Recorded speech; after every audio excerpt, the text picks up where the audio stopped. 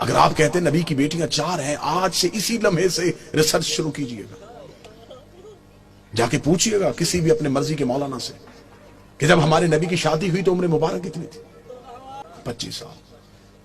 اب آپ اپنے علماء سے پوچھئے گا نبی نے اعلان نبوت کب کیا تھا؟ وہ کہیں گے 40 سال کی بات۔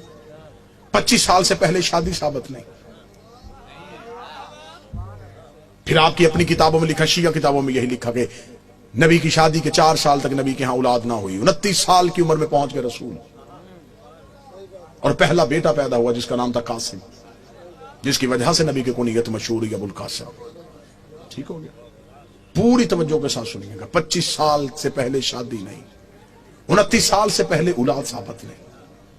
پھر سنی عقیدے کے مطابق نبی نے 40 سال کی عمر میں اعلان نبوت کیا، شیعہ عقیدے کے مطابق 40 سال کے بعد اظہار کیا، نبی پہلے دن سے نبی تھے۔ میں دونوں عقیدے پڑھ رہا ہوں، سنی عقیدہ ہے 40 سال کے بعد بنی ہے، ہمارا عقیدہ ہے پہلے دن سے نبی تھے۔ چلے ٹھیک ہے، سنی بھائیوں کا عقیدہ 40 سال کے بعد اعلان نبوت کیا۔ پھر سنی کتابوں میں لکھا ہوا ہے کہ نبی نے اعلان نبوت سے 5 سال قبل اپنی 3 بیٹیوں کا عقد معاذ اللہ ثم معاذ اللہ خاک مدہن 3 مشرکوں سے کروایا ہوا تھا۔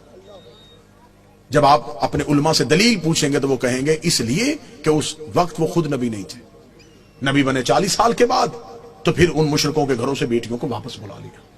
اب میرا سنی بھائی، مر جانا ہے، سانسوں کا یقین کوئی نہیں، لمحوں کا اعتبار کوئی نہیں، قبر کی 4 دیواریں کچی ہیں، کفن میں جیب نہیں ہوتی، قبر میں الماری نہیں ہوتی، فرشتے رشوت نہیں لیتے، مولوی قبر میں چھوڑ کے واپس آ جاتا ہے۔ اپنی سانسوں کو ایک لمحے کے لیے یہاں روک کے گفتگو سنو۔ 25 سال سے پہلے شادی ثابت نہیں، 40 سال کی عمر میں اعلان نبوت کیا۔ 25 اور 40 کے درمیان کتنے سال؟ 15 سال۔ 5 سال تک اولاد نہیں ہوئی، 15 میں سے 4 نکل گئے، 11 سال۔ 5 سال تک آپ کی کتابوں میں لکھا ہے 5 سال پہلے نبی نے شادیاں کر لی تھی، تو پھر 11 میں سے اور 5 نکال دو، 6 سال۔ کس مذہب میں ہے کہ 6 سال میں 3 بیٹیاں پیدا بھی ہو گئیں، جوان بھی ہو گئیں اور شادیاں بھی ہو گئیں؟